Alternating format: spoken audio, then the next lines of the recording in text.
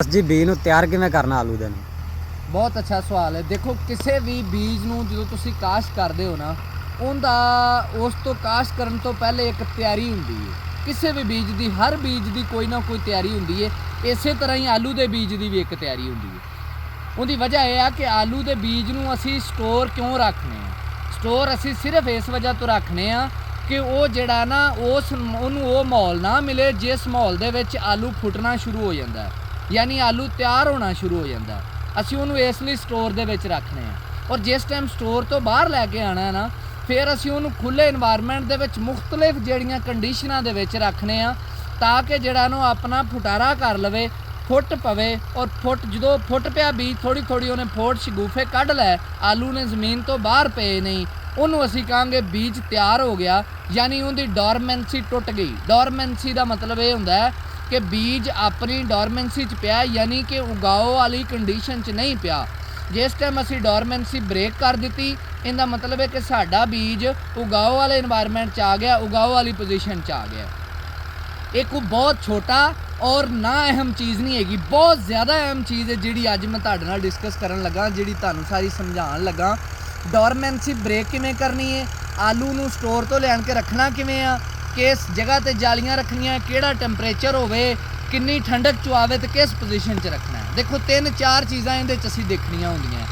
सब तो पहली चीज़ जिहड़े स्टोर चों साडा बीज आ रहा है वो बीज वो स्टोर जिहड़ा उहदे विच टैंपरेचर किन्ना है, यानी उस टाइम जिस टाइम असीं बीज लिया है उस टाइम टैंपरेचर किन्ना है। वो साडे आम अंदाजे दे विच सानूं जिमीदार नूं अंदाज़ा हो जाता है कि स्टोर दे विच टैंपरेचर की हुंदा है। क्यों अगर बहुत ज़्यादा जो तुसीं बीज कढ़ाया जालियां दे विचों या बोरियां दे विचों ट्राले दे थल्लों पानी वग रहा है तो इहदा मतलब है कि पूरी कूलिंग दे विचों बीज आया है। और अगर बीज दे विच पानी नहीं निकल रहा है गिला गिला तो होना ही है, जिवें ही उन्हें हवा च आना है उन्होंने गर्म हीट मिलनी और हीट मिलन तो बाद उन्हें मॉइस्चर छड्डना और उन्हें गिला होना है। लेकिन अगर बहुत ज़्यादा गिला होए तो होर कंडीशन है, अगर मुनासिब टैंपरेचर चो आया होए तो फिर होर कंडीशन है।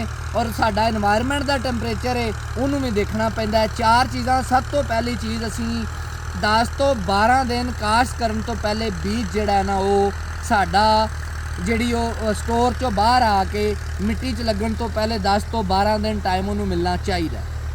और उनकी वजह की है, उनकी वजह यह आ कि यह देखो जिहड़ा साडा आलू है ये देखो फोट कढ़नी शुरू हो गया, यानी बीज तैयार हो गया। हुण इन्हें सिर्फ मजीद ग्रो करना है। उन 2 चीज़ां ने, अगर असी इस तो वड्डी फोट कढ़ा देंगे यानी इनू मजीद को 2-3 दिन रखांगे तो फिर ये फोट होर वध जाएगी। और जो होर वध जाएगी फिर असी काश्त के टाइम तो जो प्लांटर च या उन्होंने रेजर च पाएंगे इन्दियां फोटां टुटनियां शुरू हो जाएंगियां और फोटां टुट के जिहड़ा ना बीज का नुकसान होएगा।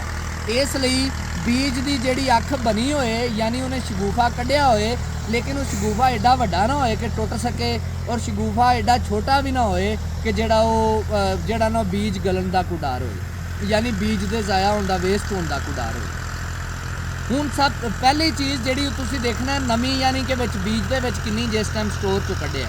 दूसरी चीज़ तुसीं देखना है कि तुहाडे माहौल दे विच टैंपरेचर किन्ना है उस टाइम। यह चीज़ तुहानूं जिहड़ी दस्सण लगा ये हो सकदा तुहानूं 20 साल आलू का काश्त करन तो बाद भी ये तजर्बा ना मिल सके कि जदों भी तुसीं बीज लैके आना है काश्त करन लई अव्वल तो 30 डिग्री तो टैंपरेचर थल्ले होए तो तुसीं आलू काश्त करना है, वरना नहीं। इहदे ते मैं अलग प्रोग्राम बनावांगा। लेकिन अगर तुसीं किसी सूरत च कई इलाकों के साडे इलाके दे विच अर्ली काश्त का बहुत ज़्यादा रिवाज है, असीं 34-35 डिग्री ते भी बीज लैके आना शुरू कर देने हो, काश्त शुरू कर देने और असीं जिहड़ी ना साडी काश्त तकरीबन अद्धी तो ज़्यादा हो चुकी है। इसलिए वो जिहड़ा तुहाडा टैंपरेचर अगर तुहाडा टैंपरेचर 30 डिग्री तो उत्ते होवे दिन का टैंपरेचर, अगर दिन का टैंपरेचर 30 डिग्री तो उत्ते होवे तो तुसीं जिहड़ा बीज लैके आना है बोरियां होण या जालियां होण इस तरीके नाल उन्हां नूं खड़े करना है, इस तरीके नाल ताकि हर मने होए दे हवा क्रॉस कर सके, हर मने होए दे हवा क्रॉस कर सके ताकि इनका जिहड़ा टैंपरेचर है वो चूँकि कम है और टैंपरेचर अप हो के बीज नूं अपना जिहड़ा एनवायरमेंट चाहिए जिस एनवायरमेंट च उन्हें उगना है वो एनवायरमेंट वो टैंपरेचर उन्होंने मिल सके। लेकिन यह काम जिहड़ा अगर टैंपरेचर 30 तो उत्ते आ तो यह काम तुहाडा जिहड़ा है साया दे विच करना है, किसी बरामदे दे विच रखना है या किसी जिहड़ा दरख्त दे थल्ले रखना है, हवादार जगह ते रखना है। एक गल। दूसरी गल है कि अगर जिहड़ा टैंपरेचर है ਉਹ ਤੁਹਾਡਾ 30 ਡਿਗਰੀ ਤੋਂ ਥੱਲੇ ਹੋਏ ਤੇ ਫਿਰ ਤੁਸੀਂ ਇਹਨੂੰ ਕਿਸੇ ਸੂਰਤ ਵੀ ਛਾਇਆਦਾਰ ਜਗ੍ਹਾ ਤੇ ਨਹੀਂ ਰੱਖਣਾ। ਫਿਰ ਤੁਸੀਂ ਕਿਸੇ ਸੂਰਤ ਵੀ ਛਾਇਆਦਾਰ ਜਗ੍ਹਾ ਤੇ ਨਹੀਂ ਰੱਖਣਾ। ਔਰ ਇਹਦੇ ਵਿੱਚ ਵੀ ਇੱਕ ਕੰਡੀਸ਼ਨ ਹੈ ਕਿ ਅਗਰ ਬੀਜ ਬਹੁਤ ਜ਼ਿਆਦਾ ਠੰਡੇ ਸਟੋਰ 'ਚੋਂ ਆਇਆ ਹੈ ਤੇ ਫਿਰ ਉਹਨੂੰ ਕਿਸੇ ਐਸੀ ਜਗ੍ਹਾ ਤੇ ਰੱਖਣਾ ਹੈ ਜਿੱਥੇ ਕੁਝ ਟਾਈਮ ਛਾਇਆ ਵੀ ਆਂਦਾ ਹੋਏ ਔਰ ਕੁਝ ਟਾਈਮ ਧੁੱਪ ਵੀ ਆਂਦੀ ਹੋਏ, ਠੀਕ ਹੈ। ਔਰ ਅਗਰ ਬੀਜ ਨਾਰਮਲ ਕੰਡੀਸ਼ਨ 'ਚ ਆਇਆ, ਬਹੁਤ ਜ਼ਿਆਦਾ ਠੰਡੀ ਕੰਡੀਸ਼ਨ 'ਚ ਨਹੀਂ ਆਇਆ, ਤੇ ਫਿਰ ਤੁਸੀਂ ਉਹਨੂੰ ਬਿਲਕੁਲ ਧੁੱਪ 'ਚ ਰੱਖਣਾ ਹੈ ਔਰ ਇਸ ਤਰੀਕੇ ਨਾਲ ਖੜੇ ਰੱਖਣਾ ਹੈ। ਦੂਸਰਾ ਤਰੀਕਾ ਆਮ ਜਿਹੜਾ, ਕਿਉਂਕਿ ਇਹਨਾਂ ਨੂੰ ਖੜਾ ਕਰਨਾ ਜਾਲੀਆਂ ਨੂੰ, ਬੋਰੀਆਂ ਨੂੰ ਥੋੜਾ ਮੁਸ਼ਕਲ ਹੁੰਦਾ ਹੈ, ਇਸ ਲਈ ਦੂਸਰਾ ਤਰੀਕਾ ਜਿਹੜਾ ਆਮ ਇਸਤੇਮਾਲ ਕੀਤਾ ਜਾਂਦਾ ਹੈ ਉਹ ਇਹ ਵੀ ਤਰੀਕਾ ਹੁੰਦਾ ਹੈ ਕਿ ਜਾਲੀਆਂ ਤੁਸੀਂ ਉਹੋ ਜੀ ਉਸ ਤਰ੍ਹਾਂ ਦੀ ਟੈਂਪਰੇਚਰ ਦੇ ਵਿੱਚ ਫੈਲਾ ਦਿੰਦੇ ਜੀ। ਔਰ ਫੈਲਾਣੀਆਂ ਕਿਸ ਤਰ੍ਹਾਂ ਹੈ, ਫੈਲਾਉਣ ਤੋਂ ਬਾਅਦ ਇਹਨਾਂ ਨੂੰ ਪਹਿਲੇ ਦਿਨ ਜਿਸ ਪੋਜੀਸ਼ਨ 'ਚ ਤੁਸੀਂ ਰੱਖੀਆਂ ਨੇ, ਦੂਸਰੇ ਦਿਨ ਇਹਨਾਂ ਨੂੰ ਫੌਰਨ ਜਿਹੜਾ ਨਾ ਇਸ ਤਰੀਕੇ ਨਾਲ ਇਹਦੀ ਸਾਈਡ ਚੇਂਜ ਕਰਨੀ ਹੈ, ਠੀਕ ਹੈ ਨਾ।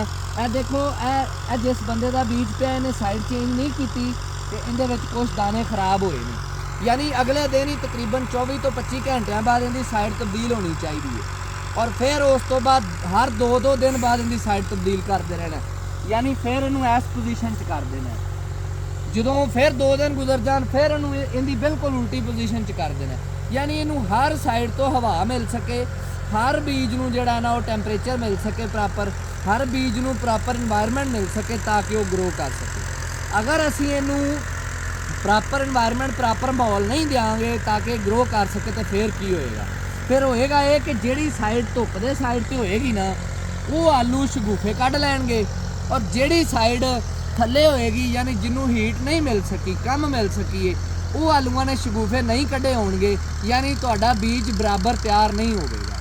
ਔਰ ਜ਼ਿਆਦਾ ਚਾਂਸ ਹੈ ਉਹਨਾਂ ਦੇ ਵਿੱਚੋਂ ਜਿਹੜੇ ਪਰਦੇ 'ਚ ਰਹੇ ਨੇ, ਧੁੱਪ ਤੋਂ ਸਾਈਡ ਤੇ ਰਹੇ ਨੇ, ਉਹਨਾਂ ਆਲੂਆਂ ਦੇ ਕੁਝ ਗਲਣ ਦਾ ਵੀ ਡਰ ਹੋਏਗਾ, ਸੜਨ ਦਾ ਵੀ ਡਰ ਹੋਏਗਾ, ਔਰ ਅਗਰ ਗਲ ਸੜ ਗਿਆ ਤਾਂ ਬੀਜ ਵੀ ਵੇਸਟ ਹੋਏਗਾ।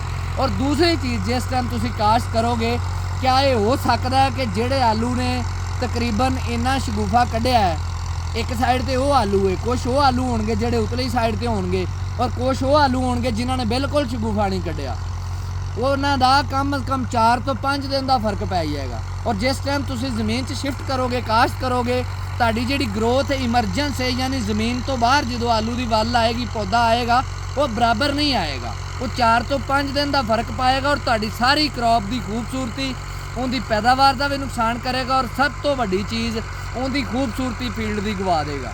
ਯਾਨੀ ਕੁਝ ਆਲੂ ਜਿਹੜੇ ਨੇ ਉਹ 5 ਦਿਨ ਪਹਿਲੇ ਫੁੱਟ ਰਹੇ ਨੇ, ਕੁਝ 5-4 ਦਿਨ ਬਾਅਦ ਫੁੱਟ ਰਹੇ ਨੇ, ਯਾਨੀ ਉਹ ਬਹੁਤ ਹੀ ਜ਼ਿਆਦਾ ਪੈਦਾਵਾਰੀ ਲਿਹਾਜ਼ ਨਾਲ ਵੀ ਨੁਕਸਾਨ ਹੈ, ਔਰ ਤੁਹਾਡਾ ਜਿਹੜਾ ਨਾ ਉਹ ਤੁਹਾਡੇ ਐਕਸਪਰਟਿਜ਼ ਦੇ ਲਿਹਾਜ਼ ਨਾਲ ਵੀ ਨੁਕਸਾਨ ਹੈ। ਇਸ ਲਈ ਇਹ ਬੀਜ ਨੂੰ ਤਿਆਰ ਕਰਨਾ ਇੱਕ ਬਹੁਤ ਅਹਿਮ ਪਹਿਲੂ ਹੈ, ਕਿਉਂਕਿ ਦੇਖੋ ਇਹ ਇਸਮੀ ਬੀਜ ਹੁਣ ਇਸ ਟਾਈਮ 8,500 ਤੋਂ 9,000 ਰੁਪਏ ਦਾ ਇੱਕ ਬੋਰੀ ਹੈ, ਯਾਨੀ ਸਾਡਾ ਤੁਸੀਂ ਹਿਸਾਬ ਲਾਓ ਅਗਰ 12 ਤੋਂ 13 ਬੋਰੀਆਂ ਕਾਸ਼ਤ ਹੋ ਰਹੀਆਂ ਨੇ ਤੇ 1.25 ਲੱਖ ਰੁਪਏ ਦਾ ਬੀਜ ਹੈ। ਇੱਕ ਤਾਂ ਅਸੀਂ ਬੀਜ ਦਾ ਨੁਕਸਾਨ ਕਰਨਾ ਹੈ, ਦੂਸਰਾ ਉਹਨੇ ਇਕੁਅਲ ਗਰੋ ਨਹੀਂ ਕਰਨਾ, ਤੇ ਫਿਰ ਜਿਹੜਾ ਨਾ ਪ੍ਰੋਬਲਮ ਹੋਏਗਾ। ਇਸ ਲਈ ਅੱਛੀ ਫਸਲ, ਇਕੁਅਲ ਗਰੋਥ ਔਰ ਬਰਾਬਰ ਜਿਹੜਾ ਨਾ ਉਹਦੀ ਇਮਰਜੈਂਸ ਲਈ ਬੀਜ ਨੂੰ ਜ਼ਮੀਨ 'ਚ ਸ਼ਿਫਟ ਕਰਨ ਤੋਂ ਪਹਿਲੇ ਤਿਆਰ ਕਰਨਾ ਇੰਤਹਾਈ ਜ਼ਰੂਰੀ ਹੈ, ਔਰ ਇਹ ਬਹੁਤ ਹੀ ਨਾਜ਼ੁਕ ਹਿੱਸਾ ਹੈ ਬੀਜ ਨੂੰ ਤਿਆਰ ਕਰਨ ਦਾ।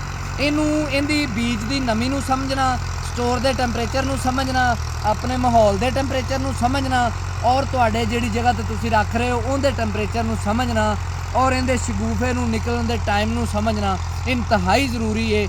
ਇਸ ਲਈ ਇਹਨਾਂ ਸਾਰੀਆਂ ਚੀਜ਼ਾਂ ਨੂੰ ਯਾਦ ਰੱਖੋ, ਆਪਣੇ ਨੁਕਸਾਨ ਤੋਂ ਵੀ ਬਚੋ, ਔਰ ਜਿਹੜਾ ਨਾ ਮੁਫਤ ਦੀ ਹੱਤਕ ਤੇ ਬੇਇੱਜ਼ਤੀ ਤੋਂ ਵੀ ਬਚੋ। ਇਹਦੇ ਨਾਲ ਇਜਾਜ਼ਤ ਦਿਓ। ਕਿਸਾਨ ਜ਼ਿੰਦਾਬਾਦ, ਪਾਕਿਸਤਾਨ ਪਾਇੰਦਾ।